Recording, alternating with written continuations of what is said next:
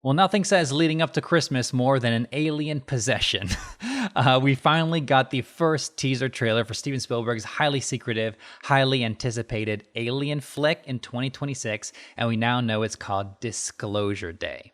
So we're going to check out the teaser trailer now, and then I'm going to point out some things about the editing that I think make this a really effective teaser trailer. If you found out we weren't alone, if someone showed you, proved it to you, would that frighten you? Good morning, Kansas City. Let's take a look at today. Let's. It's my favorite part. Is today's. Today, Junior.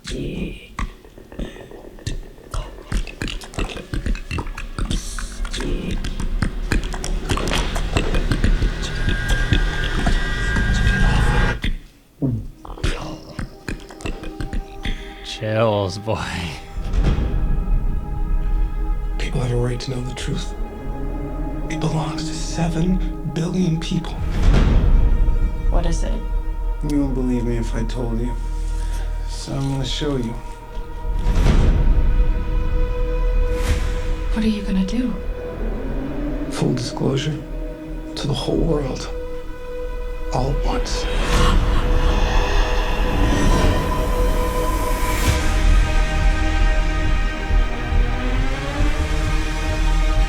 People keep wondering. Encountering the unknown. They're coming! They're coming! They are starved for the truth. Do you think there could be others? Why would he make such a vast universe? Yet save it only for us?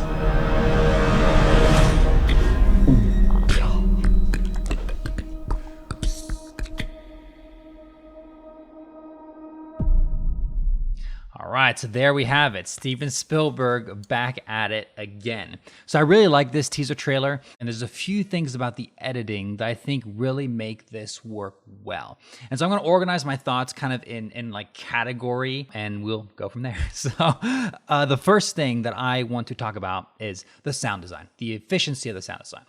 So when you think about sound design when it comes to this trailer, I think the first thing that anybody's going to think of is the popping sounds. When you first hear it, when Emily Blunt gets kind of possessed and these like popping vocal sounds are kind of coming out of her mouth, that sound design is so well done because it's a sound that I don't think any of us are familiar with. You can't even really describe it. The only way I can really describe it is a popping sound. But you read that on a script and it could be like 1,000 different things. But the form it takes here is so eerie and so strange. It really feels otherworldly. And in a world where we have so many alien movies, so many alien invasion movies, Spielberg having made a decent number of them, it must be a really hard challenge to come up with a sound that we haven't heard before. And they pulled it off really well. And not only is it a new sound, it's just a really creepy sound. It gets under your skin. There's a texture to it that you feel like it's kind of like, at least for me, it feels like it's bugs like crawling all over me.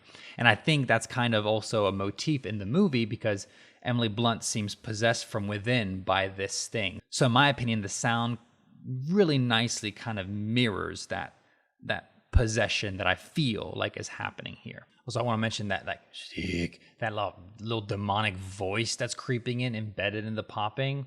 Ooh, really effective as well. Though that is a sound that is a bit more reminiscent of like demon possession movies that I've seen before. So I wonder if they're kind of going for like alien as demons kind of a thing here. Who knows? The other thing I want to point out about the sound design is how they reveal this Emily Blunt possession moment. Let's take a look at just that section because I really want to draw your attention to the sound design and what they've done here. Would that frighten you? Good morning, Kansas City. Let's take a look at today. So They use what's called a riser sound effect, this kind of just rising sound that builds tension, and when it reaches its peak, along with the score, we're going to talk about John Williams' score in a little bit, but along with the score kind of crescendoing at the same time, and once they reach their peak, it vanishes. Kansas City. They pull the rug out from under you. So you feel like you're building to something, and then they pull it away. And so what that does, that immediate rug pull builds suspense, because it's kind of like you're on the edge of your seat. You feel like something's going to happen. You are primed to know that something's going to happen, but you don't know what's going to happen, and you don't know when it's going to happen. So it's just this really efficient technique of building suspense in this moment. The other thing I want to talk about sound design wise in this trailer is that they have a sound effect, generally called like a trailer hit. For example, take a listen here. It belongs to 7 billion people. After there's an impactful line that's delivered, boom, you have this like boom hit sound, and it cuts to the next image. And they do that throughout the trailer. And that once again builds anticipation throughout the trailer. It just kind of keeps the energy up. If you took those sounds away, the trailer would have a little less oomph. And the sounds are at their loudest when they want you to feel the most excited. So here, for example, when you have the card This Summer, that's the loudest hit we've had so far. It's a really powerful sound effect that just gets you as excited as you can be. So they use that greatly and smartly throughout this trailer. So next thing I want to talk about, it's kind of in the similar vein of sound design. It's in the sound design category, but I want to specifically talk about it. And that is the lack of natural sounds, especially at the beginning of the trailer. So I'm going to play the beginning of the trailer and listen about how you don't hear the sounds of the natural environment. If you found out we weren't alone, if someone showed you, proved it to you, would that frighten you? Good morning, Kansas City. So here in this first section, the music is quite quiet. It's like a low drone. And so usually if you're going for natural sound design, you would hear like the sounds of like birds chirping outside over this shot, for example. You would hear the sound of the bird flapping onto the table. You would hear those because the music is low enough. It wouldn't be overpowering it. But they intentionally pulled those sounds away. And so not hearing these natural sounds, to me, what it does is it immediately makes it feel otherworldly. There's something off about it. It's not quite natural, which is perfectly in line with the alien theme. And that mixed with the fact that we have these shots of these animals, like the deer looking straight, essentially into the lens of the camera, and them looking kind of surprisingly at this bird that's landing on their table. I wonder if this trailer is telling us that the animals have something to do with the aliens. Maybe the aliens are visiting them through these animals. I don't know. But it makes me realize that there's something strange about these animals. And that to me is a very intriguing part of the trailer. All right, so now the next thing I want to talk about is the music. John Williams' score. He has come out of retirement to do this, team up with Spielberg once again, which that's an event in and of itself. But there's a motif that I hear in this music that to me feels like it's an alien motif. And that's this kind of sound that you hear, like you hear at the very beginning. You hear that throughout the music in this trailer, almost like how John Williams had like the alien motif in the score in Close Encounters of the Third Kind. This is kind of that similar thing here. That's a similar vibe that I'm getting here. But also hearing that sound repeatedly throughout embedded in the music just feels creepy. Like the sound design has a way of getting under your skin a little bit. All right, the next thing I want to talk about is how well Spielberg created horror without showing us anything. So like I said before, sound design absolutely plays a super key role in building and creating the horror. But I also want to draw your attention to that same scene where Emily Blunt gets possessed. Let's take a look at how most of the shots are not even of Emily Blunt, but they're of people watching Emily Blunt.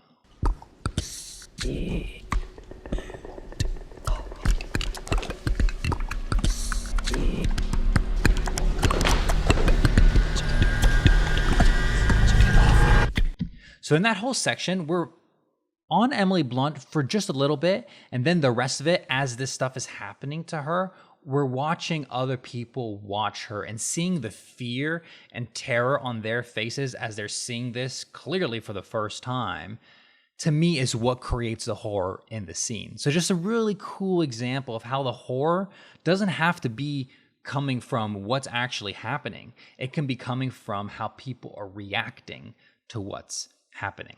So next thing I want to talk about this trailer is the efficiency of the structure, the editing structure of it, and how they've organized it. So the way I'm kind of going to walk you through this is through what each part of the trailer is trying to do to you and why it works so well. So the trailer begins by hooking you. And the way they hook you is that they ask you a question. And asking a question is usually a very effective way to get you wondering about something and get you involved. And the question it poses to you is, if you found out we weren't alone, if someone showed it to you, proved it to you, would that frighten you? So that is the line of dialogue that's said in the trailer and in the film, but it's also, I think, Spielberg asking us that question.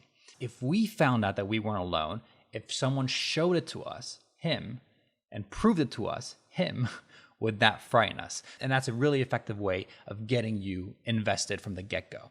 Then, right after he hooks you, he spooks you. He freaks you out with this incident moment of Emily Blunt getting possessed. So that's a pretty whiplashy thing to do, right? Is get you curious, get you involved, ask you questions, and then freak the hell out of you, right? And so that just kind of keeps you on your toes, and it makes this trailer quite exciting. Then they reveal to you, and what they do is they reveal what I think is the main plot, or at least the main plot idea. And that is Josh O'Connor, we get the sense that he knows what's happening, and he's perhaps the only one who knows what's happening. And then Emily Blunt asks him, what are you going to do? And he says essentially the title, full disclosure to the whole world all at once. So that's revealing to us the main plot is Josh O'Connor is going to try to reveal to the entire world at one time what is happening. And then once they've done that, once they've revealed just enough about the main plot to you, they kind of flip that on its head by surprising you. And they do that with the shot of the eyes changing color. It's a really cool visual, but it's a visual that comes with a lot of questions. Because before we thought that maybe the alien invasion or the alien possession was gonna manifest through like vocal cords, and it's kind of like the aliens trying to speak through the humans. But now with the shot of the eyes, we wonder, do the aliens change humans' DNA? Are the aliens really becoming a part of the human? Are the humans becoming aliens? Like, there's a lot of questions that this visual brings up, and it very intentionally doesn't answer any of that. But it makes you really curious. And then once you have that, you have the loud music that hits its crescendo, the highest point it's ever hit, and we have the title card, This Summer. And so then this whole final act of the trailer is all about just getting you excited. And they do that by picking up the pace of the edit. It's a lot quicker. They throw a lot of exciting imagery at you. There's a car chase. There's this really strange but cool shot of the deer going into the child's bedroom with the bird landing on it. All these cool visuals that pique your curiosity and get you excited. And then they also have a few very carefully selected dialogue bites throughout this ramp out that, once again, don't reveal much at all, but they reveal enough to get a sense of the mood of the film and potentially the central thesis of the film. So here are all the dialogue bites. People keep wondering, encountering the unknown, they're coming, they're starved for the truth, do you think there could be others? And then the final question, why would he make such a vast universe, yet save it only for us? So those first 4 dialogue bites, that all sets the mood of strange things are happening. Nobody knows what's going on. Somebody knows, and we think it's Josh O'Connor. There's a sense of urgency when they say they're starved for the truth. People need to know what's happening, and nobody knows what the fuck is going on. That's kind of the energy that we get from this final little section. And then there's the brilliant last question posed by the nun. Why would he make such a vast universe, yet save it only for us? Remember how I said the very beginning of the trailer hooked you with a question? They end the trailer with a question, again in the same thesis of we are not alone. It makes you think, and let this movie prove to you that we're not alone. And then the final thing is this trailer does a really great job of balancing horror and wonder. We had the horror with, the vocal weird popping stuff, but then we have the wonder and like the animal imagery. We're wondering what's happening with these animals. There's that beautiful final shot. I mean, the last shot they end this thing on is so stunning. Just the deer, the child, and the house with these glowing lights. This still frame to me is the epitome of wonder, and it's a very Spielbergian thing. And so I just wanted to shout out that I think the trailer does a great job of not just freaking you out, right? It also has this beauty and this mystical, magical element to it. So there you have it. Those are my thoughts on this teaser trailer. I'm really excited for it. It kind of almost feels like we're back to the old school Spielberg for a little bit. But what did you guys think? Any thoughts that you had on the trailer? Please let me know in the comments. Anything that I missed, anything I didn't call out, call me out on it. And as always, thank you so much for watching, and I'll see you in the next video.